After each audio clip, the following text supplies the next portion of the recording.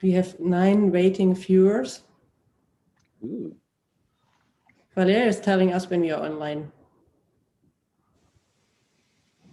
Wait, I'm checking it. Oh, yeah. Oh, You are. I think we are online, right? Okay. Welcome to our YOONA Technology discussion. What is that?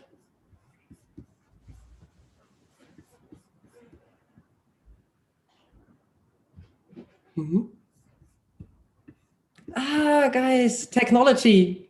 I had it open. So now we start. Welcome to our YOONA Technology discussion. We love technology, like you can see. It's working fantastic.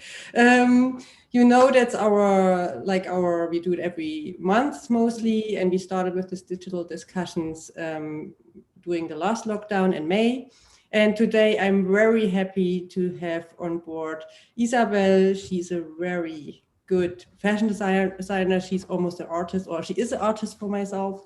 I think that, I believe that. And Peter, I'm working with him since half year already, and he is like a very, I think always we are nerds for digitization and technology. We love that. But please present yourself. First, I present myself. I'm CEO and founder of YOONA Technology. YOONA Technology is a B2B software solution for the fashion industry or design industry. We are working on the design process. We are shortening the design process to only some simple clicks. And we are doing this using data. We're using performance data and image data and combine them to successful designs. So welcome, Isabel and Peter. Please present yourself, introduce yourself to our audience. Okay, who first? I don't know. Ladies first. Okay, so thank you for being with you and to talk with you. I'm Isabel Vollrath. I'm fashion designer based in Berlin since almost 6 years. I have my own studio with store in Berlin Mitte, next to Hackescher Markt and next to Friedrichstraße.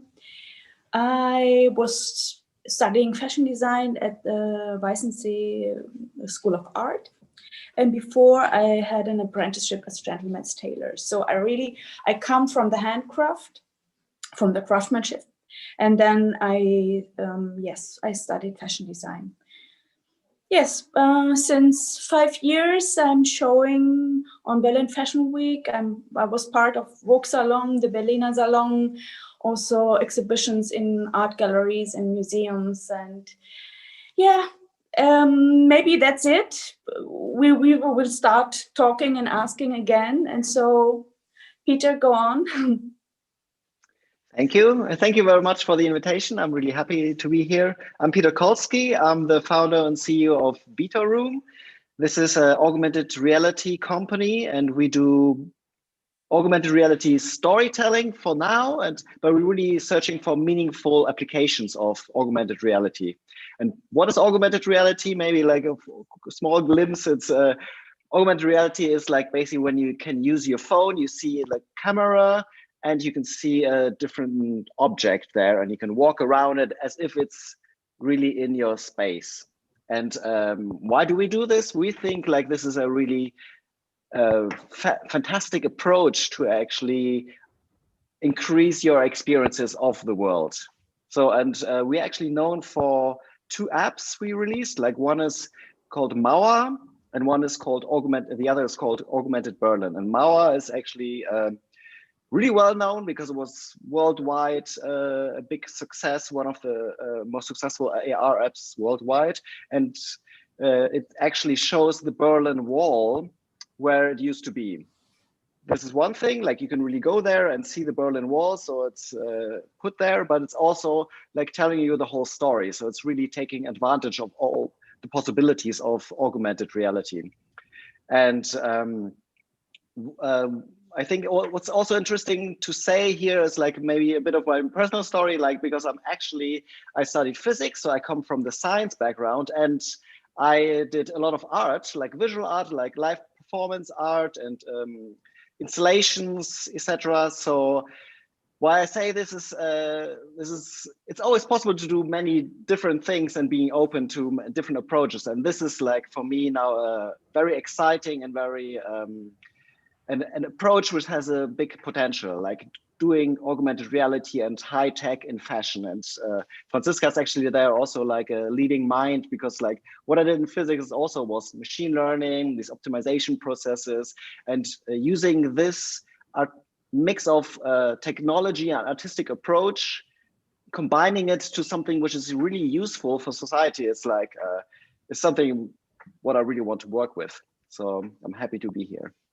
Yeah, thank you, Peter. Now I would like to ask Isabel. I know you are very artistic. You have artistic work of fashion design. How are you working? How's your how you work with your collections? How is your inspiration? Everything. How are you working? I think it's very inspirational. Well, maybe I'm the opposite. When I'm working, it's like the ideas in the head, and then I immediately start with the material, with the fabric. I rarely do drawings. It's like I'm working with my hand and with my physical know-how, with trying out things. How is the fabric working? How the fabric inspires me, and then yes, I just create some patterns, and then I cut the piece, and then without trying out how to say no, maybe better, I'm not creating samples. I'm immediately starting with the original fabric. So and I love it to work with my hands. I know that all digital work also with a computer is very useful and necessary, but I don't know. It's not the most how to say. I need the work with my hands, and then I'm happy. And I have a question today. I worked also like that. I did drape and built the clothes like collage, and I never did prototypes neither. I understand how you're working. I think it's a really nice way to work, and it's really artistic, and there are beautiful things coming out. Maybe you can show something if we can see it. I don't know, but my other question is, I understand your way of working, but what do you think about technology could be that like a longer arm for your work? You know, you could work like that, and then wouldn't not technology maybe be like the next step, like a longer arm after your work? You know what I mean? Of course, but then someone else has to do this work for me. Well, that's why we are here. That's my goal today, that I get you beautiful pieces into digital fashion. And do you think that maybe the new avant-garde could be like digital fashion mixed with real and fake is like, maybe you don't say that, but digital fashion and your fashion? Could it be like avant-garde also technology right now? Do you think that is changing maybe? What do you think? You're really into avant-garde and... I mean, the thing is, to be honest, at the moment, I'm so thirsty to have contact again to clients, to people coming in, and to show them the details and the fabric, and to let them touch the fabric. I know, I mean, the digital way or the digital appearance of piece of art or fashion, of course it's nice to have it digitally and also to show how it's working, but I don't know, I am the manual person, and I think that also this is coming back after Corona, that the people, they want to come into stores, they want to touch it, they are maybe also tired to order online and then maybe to be disappointed, because of course the digital way to show can also show it in a better way that maybe it is. So I see both. Of course, it's fantastic to have this possibility, and if I would have the possibility also to maybe to let you create my code for my website, that it's visible in 3 dimensions, and my clients can see, oh wow, like this, it's working, and then they'll come to my store and want to touch it. Of course, this would be great. Yeah, that's what I think also. What do you think, Peter, about digital fashion? And I mean, we launching this Fashion Week, our augmented reality, and showing digital fashion in 3D way, and you can walk around it. And what do you think? Well, I totally agree with Isabel that, of course, like a digital approach cannot replace like wearing a piece of cloth and touching the fabric itself. Of course not. We cannot do this, but we have a big potential, like big possibilities to open other doors. Like, for example, like you don't want to, or you don't have time to go to a fashion store, or like there are little brands or labels who are maybe in a side street, but like they will have a different platform to actually show their fashion. And you also have like a different approach, you know, like when you have the possibility to put something in your room in 3D, then you can really see how the cut is. And not like, for example, now what is when you have a website, they have a perfect model with a perfect background. Now you can see it in a different way. And then it really, it's a big potential that you open other doors.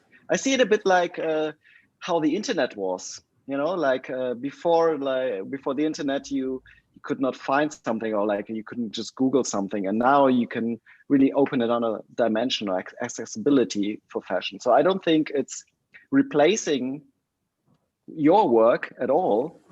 It's really helping to make it faster and more accessible for people and international. Because then people in New York, they can place your piece in their room and they can see it. And maybe they say, when we come to Berlin, we're going to buy it, right? They come to your store, right? Yeah, or they order it. Or they order it directly. I think also like fashion designers like Isabel, it's like a longer, like an arm, like a Verlängerung. How's it called? Like longer arm to be extension. Extension. Extension of your arms to work like you work, and then you give the possibility to the whole world to see what you're doing, right?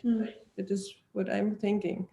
And yes, I had actually a call today with 2 men, and they tried our augmented reality, and they are normally not into fashion, but they started to play with it. And they said, oh, now I'm getting into fashion also. It was like really, it was nice to know. You saw the people like, it's like a gaming thing also. I really, so that was my experience today. So my next question is, what do you think COVID, you said it already, Isabel, like this, all this time, nobody comes to your store and to your studio. What do you think is the impact of COVID to the fashion industry, or high fashion, haute couture? To what do you think? I mean, this is also it's a question, and you can answer maybe for 1 hour.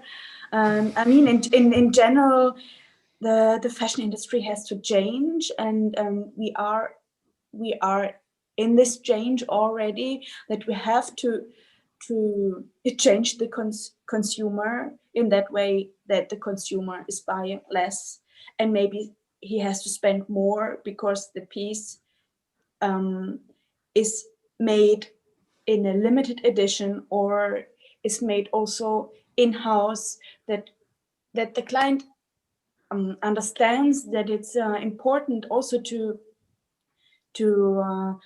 support the slower fashion, and also the manufacture and the couture. And I hope, but I think so that this will change after Corona, that the people, they enjoy come to small stores and not to go to maybe to H&M or to order stuff at online shops or Amazon. I don't know. Still, I'm one. Yes, I hope it will change somehow. So sorry, it's we come and visit you. We I come and definitely visit will. you, of course. And then Peter gets to know your beautiful fashion. Okay, this would be nice. Do you have something for men too? I didn't. Do you have products for men? Sorry. I mean, my collections are mostly for women, but I'm gentleman's tailor, Always. so of course I can. I'm able to create also men's stuff. It's only that when you are working like me, I mean, I don't have 10 tailors and 5 interns. It's really me, and I'm creating and sewing all the pieces. That's why I have to choose. So when I do a collection, I have the patterns, I have the fabric, I have the production in-house. So I cannot do both, or one collection or another. So, Who but knows? of course, Maybe digitalization would increase like your productivity, like you can produce faster or easier. Maybe this would be an possibility that. Or maybe, for example, to do like fashion or pieces which are like not that artistic, you could create with this technology, and then you keep going your artistic fashion, and you can sell faster with the easier items or something like that. What do you think about that? Yeah, okay, can be. What do you think? But the thing is, for me, sewing is also meditation. It's like with sewing and working, it's not that I'm only sewing, I'm working also with my mind, with my brain. And this is, I don't want to have it faster. I want to concentrate on the piece I have in my hands. And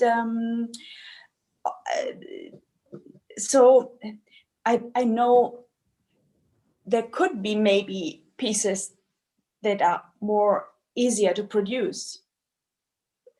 But yeah, oh no, let's discuss maybe another thing.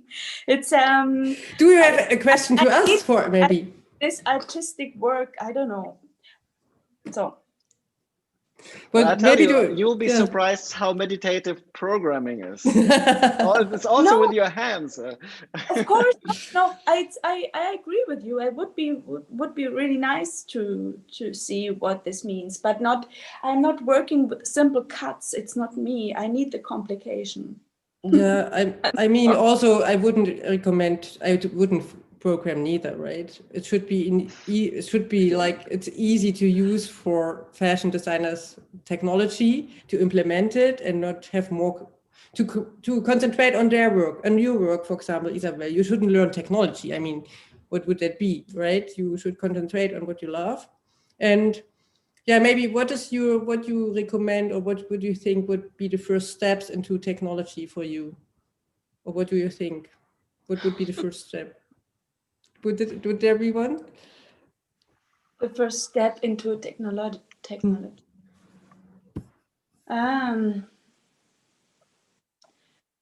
Yeah, to try it out, to work with you, maybe. This could be the first step. I mean, at the moment, I'm using Zoom, but only to do yoga or ballet. So that's it. Yeah, I know. I remember you are really into ballet. Yes, yes, yeah. That was my goal today, to get one of your pieces and make it digital, and then we implement it in the augmented reality. Right, Peter? Would be a step. Yes. Yes, sure, you can. But please, one piece with a lot of pleats. Because then you have something to do. Yeah, you're right. Yeah, we are working right now on the possibility to have a 2D picture, a 2D design, and it's getting automatically transforming automatically in a 3D design. We had a long conversation today, and we are working on that. Maybe then it would be easy just to have photos and make them 3D and implement them in augmented reality, if we can make it, right? And Peter, what do you think about the COVID and digitalization and fashion industry? Do you have any thoughts on that? Well, I'm not an expert like about the fashion industry and how it works and how it in detail how it got impacted, but I have some hopes definitely. Like I definitely hope that it actually pushed the companies to be more digitalized. And of course, like if you invest more money, it's a good investment for the future. Like because this is like the whole approach here that you waste less fabric, that you actually can do things at home, like with augmented reality, and this will also like fasten up processes. And like this is like I think that this is the big industry, but also my hopes is like I see it like small industry, like you or like the actual creators. So like I think when they learn new tools, it might be a possibility to have like these typical steps of the digital revolution. Let's say photography or like film. 20 or 30 years ago, it was hard to make a film, but when it all got digitalized, like you just have it from your phone now. You can cut and edit a film on your computer and then publish it to the world in, let's say, YouTube. And this is it's a democratization of these processes, and it opened up the possibility for many people who are actually creative, but they had no tools, like they didn't have. And this is like for the fashion industry, maybe like that you can open up or like lower the barrier for many creative people who would have loved to do it but never got the education or the right tools. Yeah. So I hope I this agree is with you. this is a possibility for them. Yeah. And of course, keep going, then I talk. Yeah. And of course, like I think it's like for the third group, maybe, which is like really beneficial, like for who it is beneficial, like this unfortunate moment of this pandemic, but it can be like that the end users also open up for digital products. Let's say they also now, when they can't go to the shops, which is now the situation, that they really do this step and say, okay, I download an app and then have first times the experience that it's not so bad, or actually like can be convenient, or can open up different things or like different possibilities than H&M or like the super big things, super big companies that they can find smaller businesses and then actually see it at home. I think like it's also a big chance, and we're actually working towards this. I think that also I agree totally. And I think also, for example, when I was working as a fashion designer, for example, performance analysis, we don't learn it in the university. We have this artistic way of learning to create fashion. Like, for example, Isabel is doing also, I studied arts before. That's why I like also the way of creating of Isabel so much. And I didn't learn how to do performance analysis and all the steps. And that's why I want to automate everything and put everything together, because then we can, as a smaller fashion designer, we don't have our 10 people working for us and doing everything, right? We are doing everything, our own marketing, accounting, everything. So that's why I think the technology is a huge chance for us as designers, right? How are you doing performance analysis, Isabel? How are you? No, right? Yeah, look, it's like I didn't either, right? Right? It's like what we can go step forward, also smaller designers. Yes, and you're doing the performance analysis. How are you working, Isabel? How are you marketing everything yourself, right?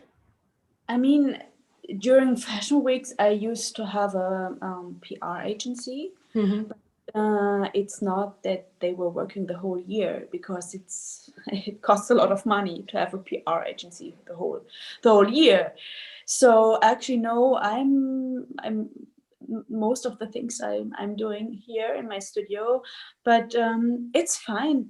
It's fine because I also saw that at the end,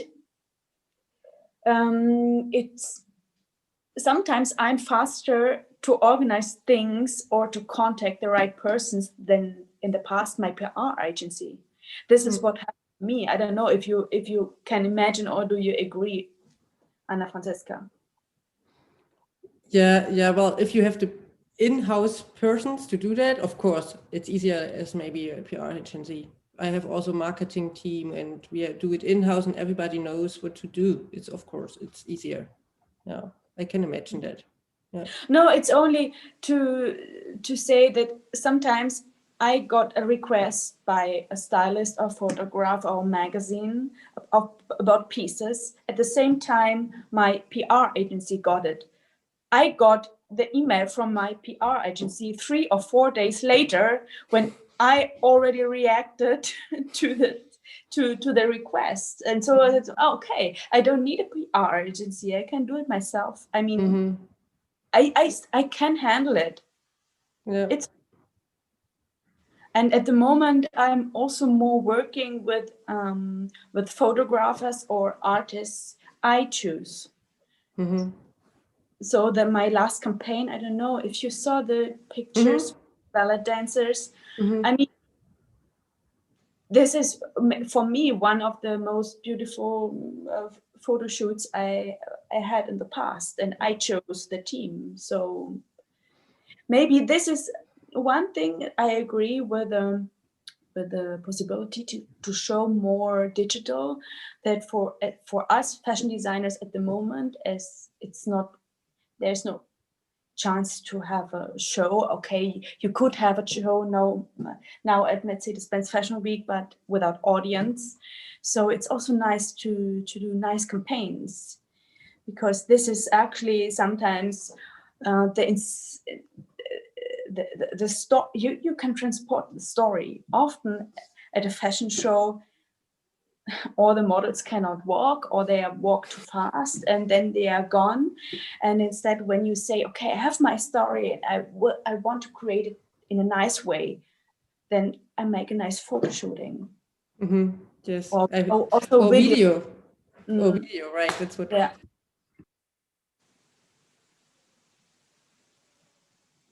Everybody's calling me at 5. People think I'm still working, so sorry for that. I'm working. Yeah, I have a question to you, Peter. Do you see digital, like, what do you think about photo shootings, digital wise, like digital photo shooting technology and photo shootings and video? What do you think? Where's the way going? Photo shooting for fashion. Could be also done with the augmented reality, right? Maybe. Do you need a photographer still, or what do you think where the way is going? It's a bit a question like what do you want to achieve, of course, like because if you just want to have a standstill of a moment or something, then you don't need like a photographer itself, like now you have all the tools to do to photograph something. But I mean, like from my perspective, is a photographer is also somebody who makes the scene, who sets something up, who says, I'll make this pose and have this face expression or like etc. So this is still needed. But what we want to do, of course, is like, because we're here in the augmented reality / AI business, and so this concept, then if you take it away from somebody who has a camera in their hand and just press the Auslöser or the shot, what we can do now is, of course, we have a designer, like somebody who does it in the 3D authoring tool.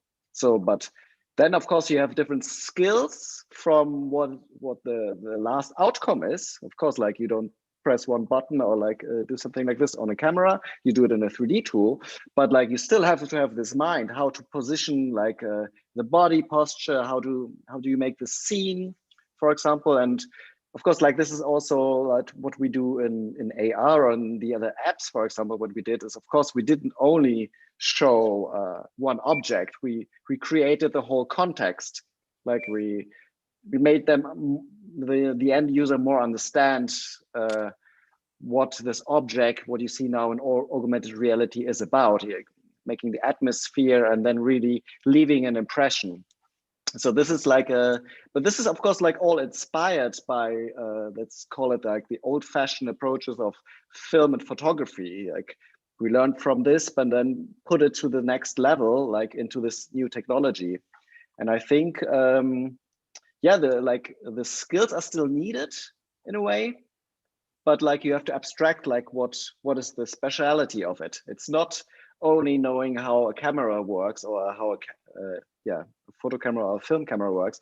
It's also knowing how to make the scene, how to make the context and the atmosphere. Yeah, I think also I believe is like a mixture. As we were looking today how to do our video for example for YOONA, and could be like a mixture between reality and technology, also like drawings, and you can implement everything right now, right? You can mix everything. Before was mixed texture was like paintings and drawings and different materials. Now you mix technologies, different kind of technologies. Yeah, I really like that. I'm really fan of that. Yes, you know what I thought, Peter?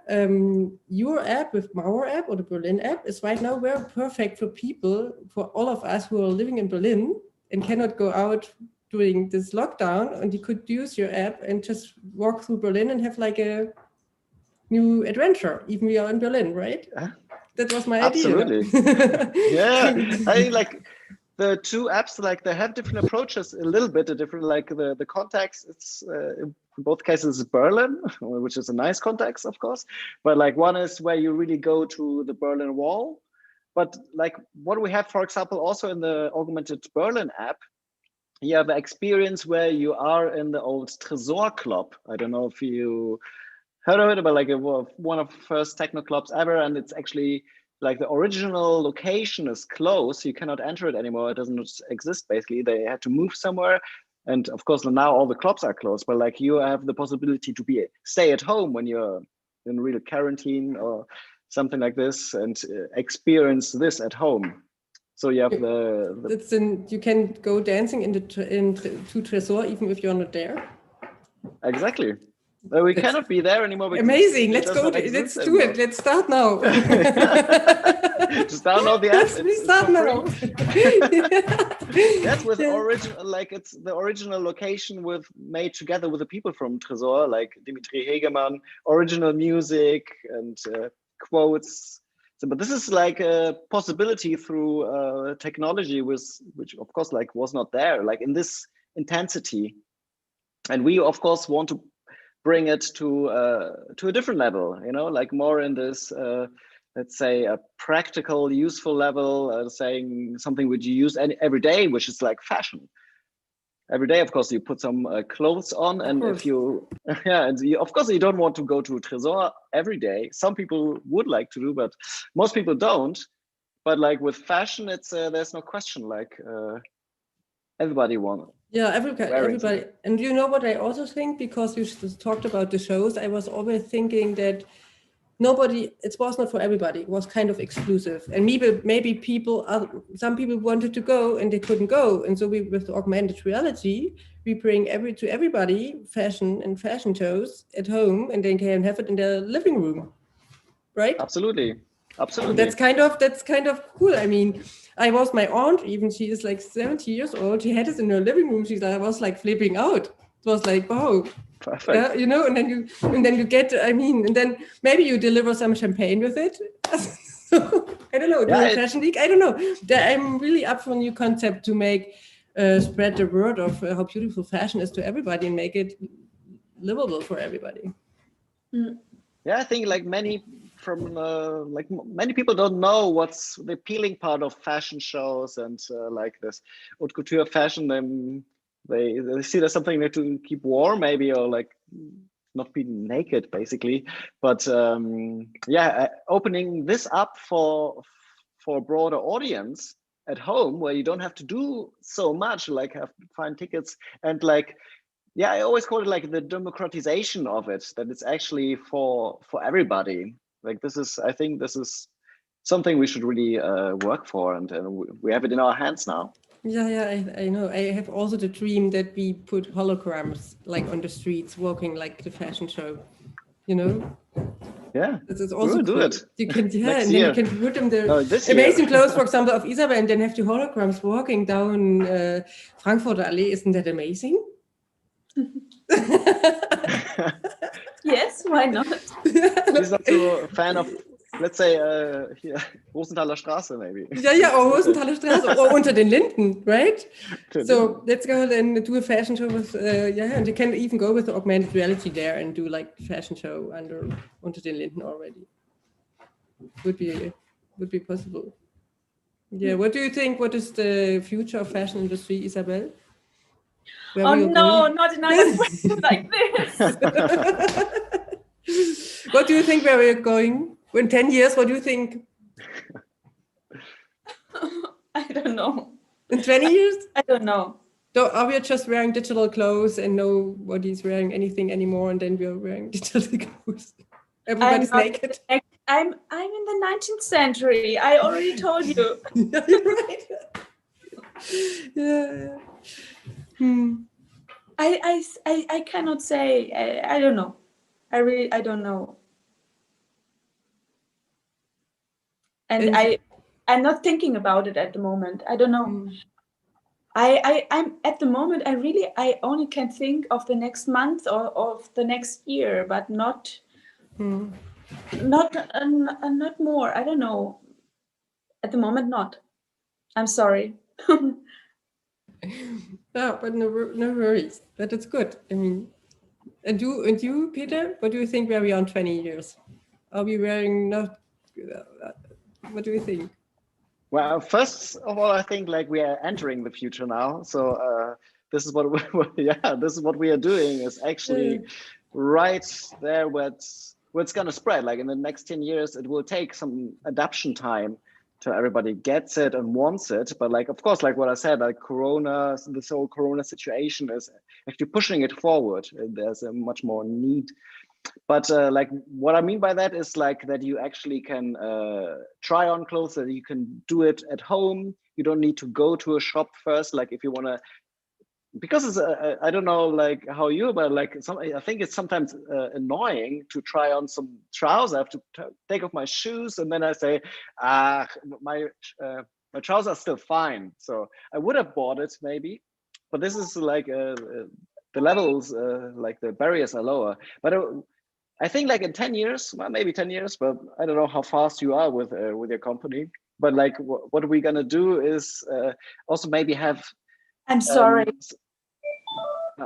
Also telephone. It's like 5 o'clock. I think it's still a very busy time. Yeah. No, but I think like something what actually not everybody has. Like first of all, what we said, like having the access to fashion shows is something what not everybody has, and maybe that's why also maybe many people are not interested. But like I think like when thinking a step farther from what we do is like what you do is having maybe like something like a fashion advisor in your pocket. You can put yourself into the mirror and see yourself and then say, okay, what do you think? What kind of style fits me? And then you can try it on and see, okay, maybe elegant style or more like a street style. And then the style is linked to different companies through the app. Exactly, yeah. So it's really clothes which you can order, but like then you can. There's these companies like what they're called, Motomoto or Motomoto, yeah, like where they send you packages and you can try them on, but like it's a lot of hassle. You getting this big package, you have to try it on, you have to send it back, and you have to send the money first, and so it's more convenient. But like if you really would have a fashion app and you see yourself there, or like you have even glasses on, like let's say like, there are some AR glasses out there which are good, and then you can see yourself and switch through the different styles, and you have a machine learning or AI fashion advisor. That I think this would be that people would like definitely men would buy way more fashion because like they don't have to like think so much about it, and they have somebody telling them what is good or not. Yeah, Outfittery, for example, it's also a company who's doing that. Yeah, which are doing that. Yes, I think also we are going much more digital, and also like we are building this whole circle, this tool from designing digitally and then transforming in 3D design automatically, and then implementing augmented reality. And the next steps we talked already about would be like trying it on in kind of augmented way, right? So yeah. I think it's for example, like Isabel is working, like the artistic fashion designer, and smaller one is like a longer arm. But I think for bigger fashion companies, it would be a huge thing to even be more sustainable, right? Because right now they're trying to be sustainable, but they cannot be in the whole holistic way. What do you think about sustainability, Isabel? What do you think? Where are we going? How do we reach it? How are you working in the? How are you working? Of course, I mean, we are at the moment. Everyone is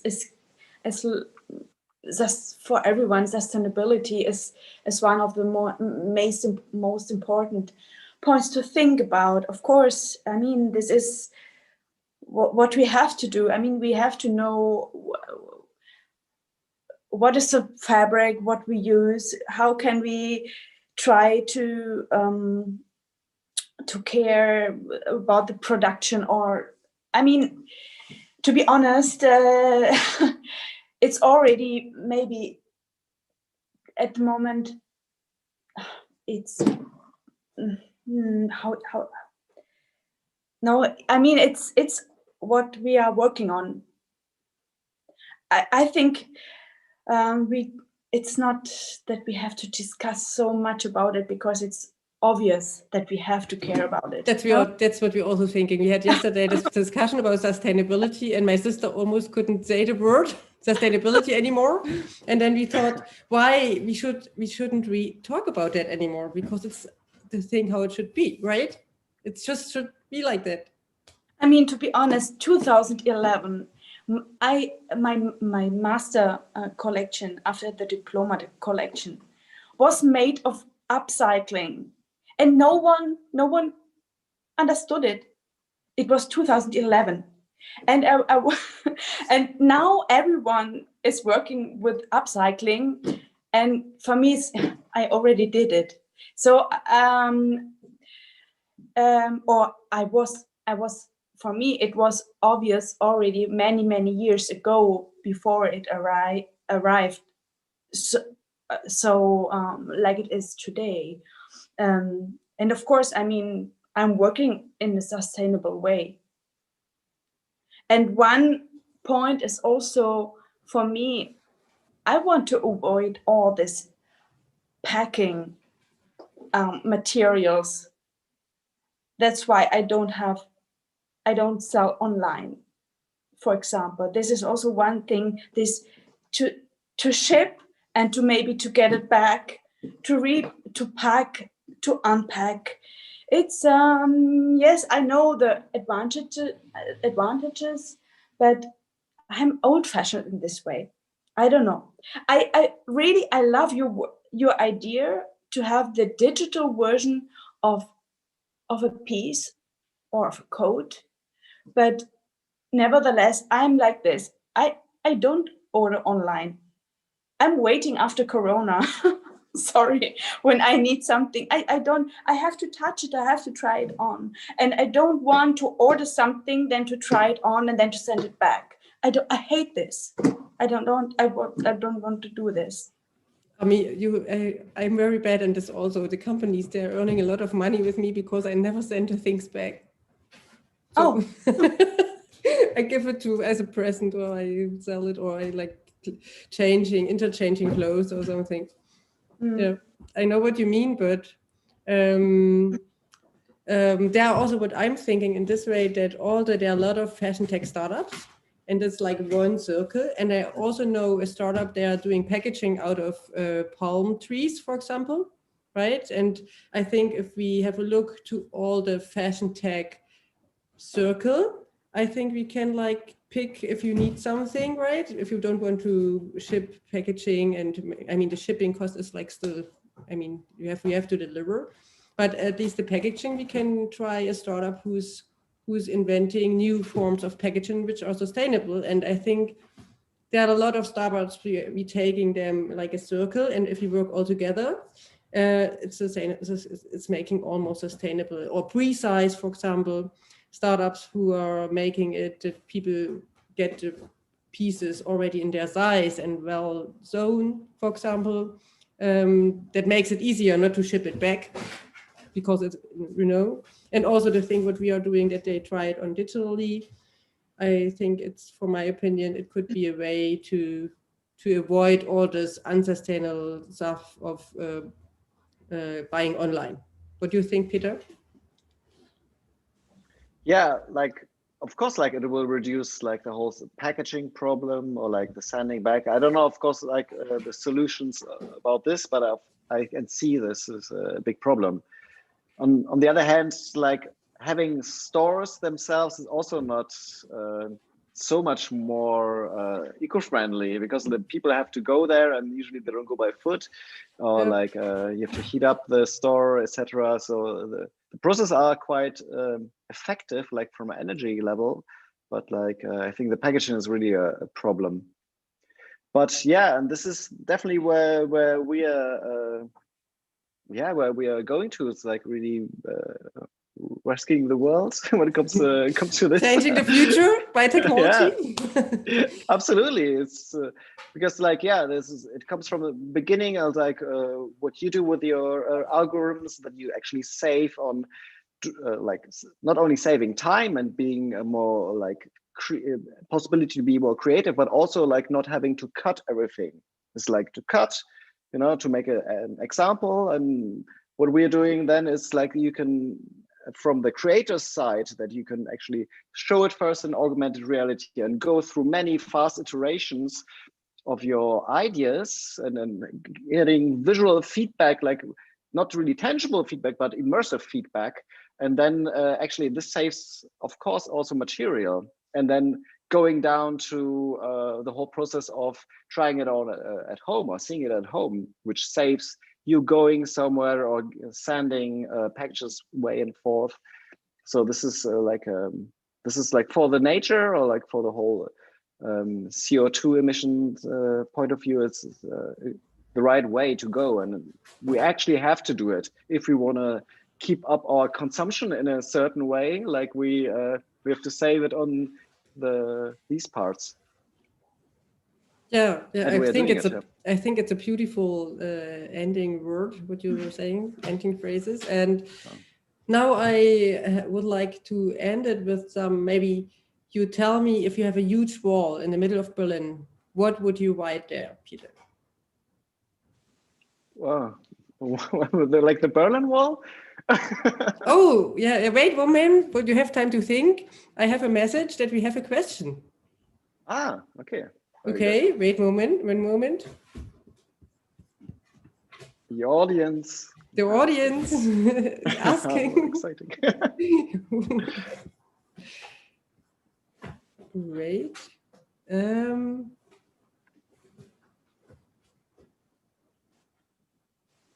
Do you think we could get to a point where we will be able to see a digital model of ourselves wearing a garment? Then maybe this would avoid clothing being sent back. Of course. All right? Of course. Yeah. Of course. Easy. Yes. Done. Yes, we're seeing that. Yeah, and there are some people also saying we never will need clothes again in our whole life, and then would avoid every production. But I see ourselves in, of course. You're also right, definitely. Peter? Yeah, definitely. Like, but of course, like there has to be the first step that you have to have a model of yourself. And usually what you would do is, well, like you would do it, of course, like a normal person, but like how the process would be to have a 3D creator who does it.